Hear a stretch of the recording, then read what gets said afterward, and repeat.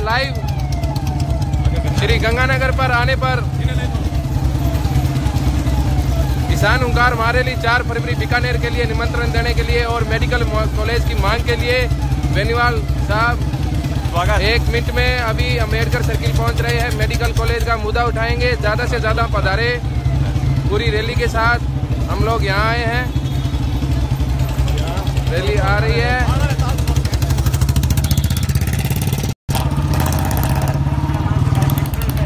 और आंदोलन सरकारी मेडिकल कॉलेज में बेनीवाल साहब भाग लेंगे। के विधायक भाई हनुमान बेनीवाल पहुंच चुके हैं, उनका काफिला आता हुआ।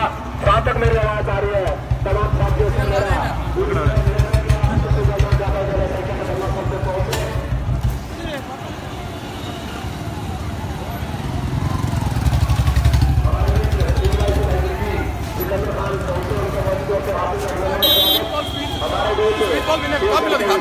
हनुमान बेनीवाल पहुंच चुके हैं। बेनीवाल जी का काफिला पहुंच चुका है अम्बेडकर सर्किल।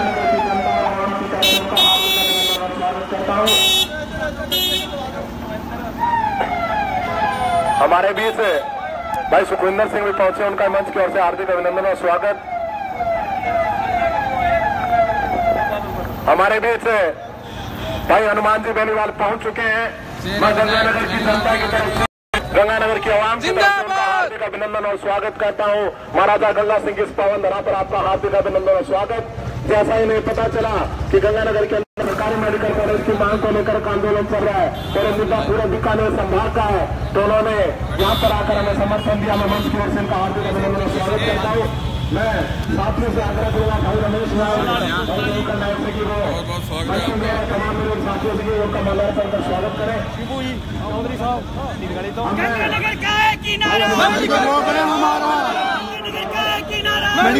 हमारा हाँ बैठो।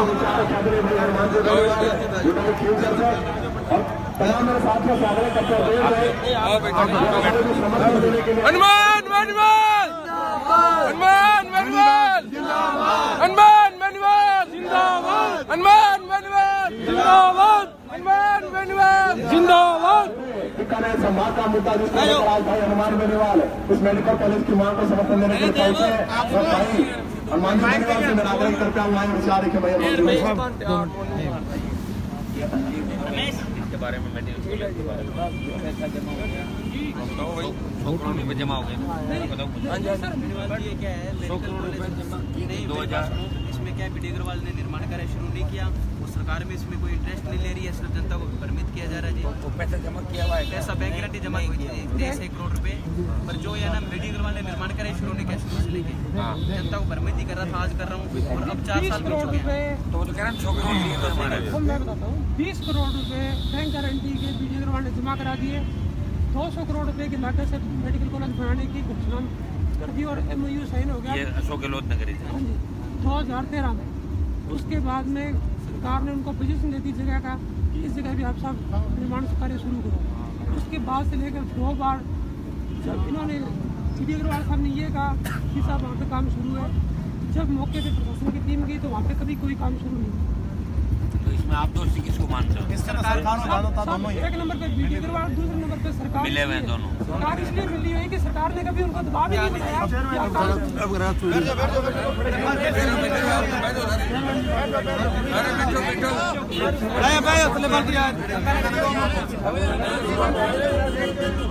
सबसे पहले तो गंगानगर युवा मोर्चा और इनके तमाम साथियों को मैं धन्यवाद दूंगा कि पिछले 49 दिन से अनिश्चितकालीन धरने पर लोग बैठे हैं।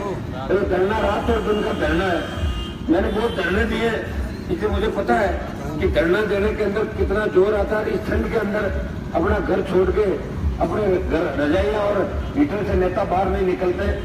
उस ठंड के अंदर भी यहाँ जवानों ने जो मोर्चा संभाला है, इसके लिए तो मैं जवानों को बधाई दूंगा। और ये वो धरती है जहाँ के जवानों ने, किसानों ने हमेशा कई आंदोलनों की अगुवाई की और देश की सीमा की रक्षा करते हुए सबसे ज्यादा अगर साधक दी तो पंजाब, हरियाणा और राजस्थान के किसान के बेटों ने देश की सीमा को साधक देके इस हिंदुस्तान को आजाद कराया। और आजादी की लड़ाई के अंदर भी सबसे बड़ी भूमिका अगर किसी की रही तो मैं तो भगत सिंह, चंद्रशेखर और इन लोगों की भूमिका मानता हूँ कि इन लोगों ने जब मजबूती से लड़ाई लड़ी तो अंग्रेज भारत छोड़ के भागे। अब युवाओं को भी करवट लेनी होगी। अब आपने यहाँ से शुरुआत की है, हनुमान बेनीवाल भी आपकी तरह पूरे राजस्थान के जवानों को, किसानों को जगाने के लिए निकला है। गंगानगर मेडिकल कॉलेज का मामला 2-3 बार पहले भी मैंने विधानसभा के अंदर उठाया था। मैं आपको आश्वस्त करता हूँ कि 5 तारीख से राजस्थान की विधानसभा का सत्र चलेगा। मैं पुरजोर तरीके से राजस्थान की सरकार को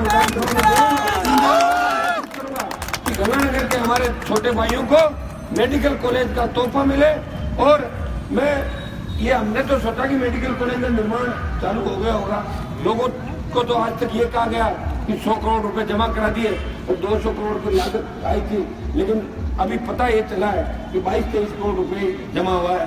और मुझे तो लगता है कि कहीं वापस नहीं ले ले वो भी, क्योंकि पहले वो यूडीएच के अंदर पैसा जमा कराया था और राज्यसभा के चुनाव के अंदर सौदेबाजी हो गई थी, वो पैसा ब्याज समेत वापस ले लिया था। उसका कारण भी ये भी इतिहास के अंदर पहली बार हुआ कि सरकार के पास पैसा जमा कराया, पैसा पहली बार किसी को वापस मिला। तो उसमें भी सरकार ने ब्याज दिया। यूडीएच के सेक्रेटरी तक उसके अंदर इन्वॉल्व थे। वो मामला भी डॉक्टर किरोड़ीलाल जी ने विधानसभा में उठाया था और हम साफ थे उस मामले के अंदर कि भाई जमा किया हुआ पैसा वापस नहीं दे सकते तो सरकार को भी ब्याज नहीं देती। तो इसमें भी जो मिला जुली का खेल है राजस्थान के अंदर, पूर्ववर्ती सरकार का, भाजपा की वसुंधरा सरकार का और बीडी अग्रवाल जी का भी मैं खेल मानता हूँ, क्योंकि निर्माण कार्य जब शुरू ही नहीं हुआ तो सरकार मेडिकल कॉलेज कहाँ से खोलेगी। तो मैं आपको आश्वस्त करना चाहता हूँ कि गंगानगर के अंदर मेडिकल कॉलेज खुलेगा, चाहे ये खोले या वो खोले या मेडिकल कॉलेज हम खुलवाएंगे। ये रहेगा। राजस्थान के जवानों किसानों को मैं आह्वान करता हूँ कि आज 3 उपचुनाव के अंदर जो बीजेपी की स्थिति हुई है, लोग तो वसुंधरा को देखना भी नहीं चाहते, पर नरेंद्र मोदी को भी लोगों ने परख लिया। देश के अंदर क्या क्या नारे दिए थे और देश की हालात क्या होगी। आज भी कश्मीर के अंदर सबसे ज्यादा हालात खराब है। हमारे रोज लोग शहीद हो रहे हैं, कभी नक्सली हमले हमारे जवानों पे हो रहे हैं। पहले गोलियां बरसाते पुरानी सरकार के अंदर, अब तो कश्मीर के अंदर पत्थरों से मार मार के अधिकारियों की हत्याएं हो रही।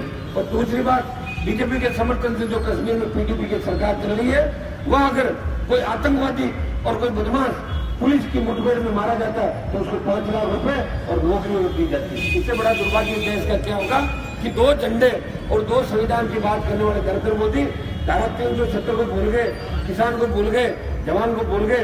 गुजरात में तो वेंटिलेटर में चले गए और राजस्थान के अंदर आज सुपड़ा साफ हो गया, मोदी का भी साफ हो गया, लोकसभा में वोट दे दिया और वसुंधरा का साफ हो गया।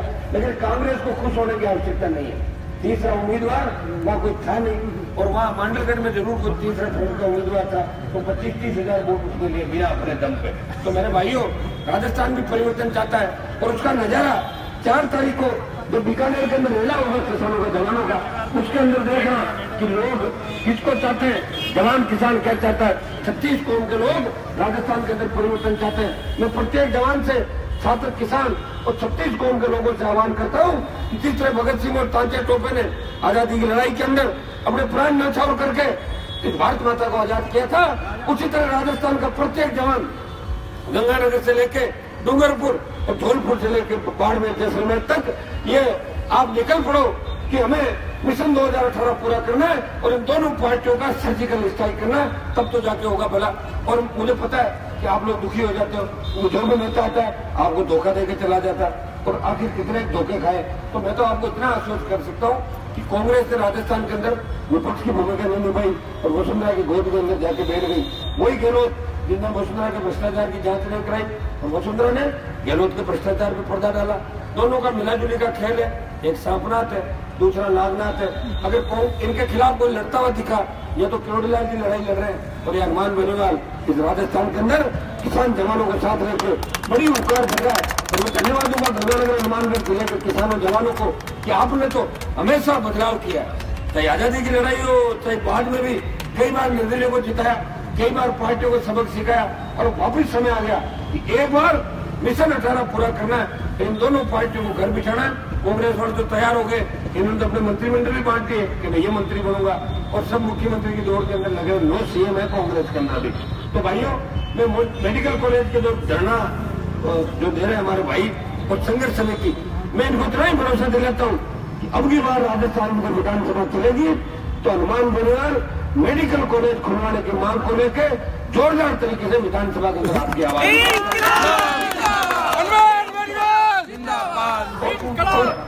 और आपको मैं ये भी आश्वस्त करता हूँ कि इनकी बड़ी इच्छा थी।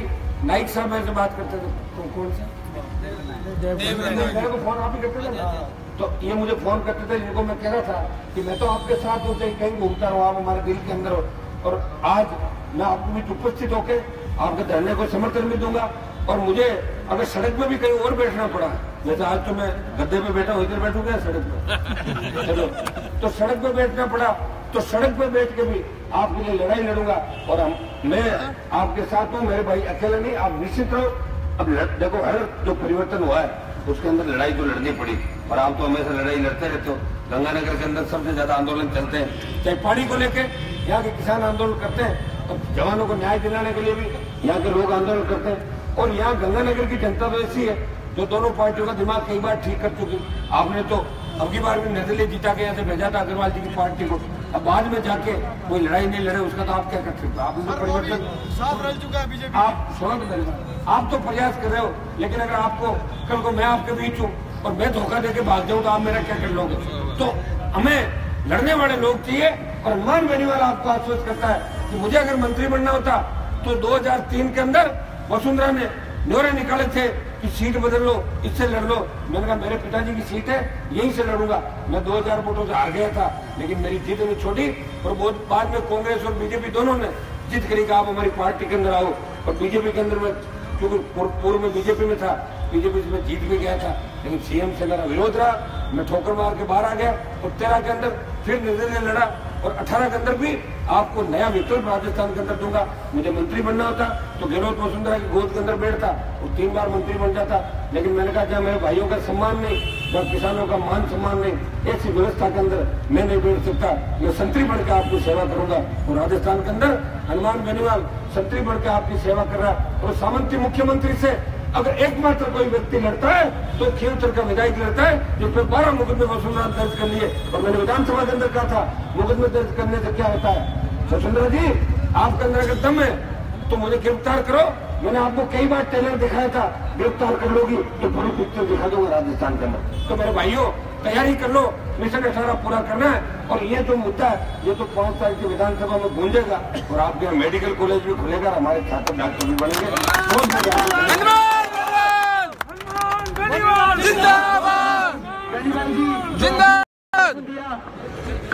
बहुत बहुत धन्यवाद। और जैसा आपने कहा कि आप इस मुद्दे को विधानसभा में उठाओगे, मैं भी आपको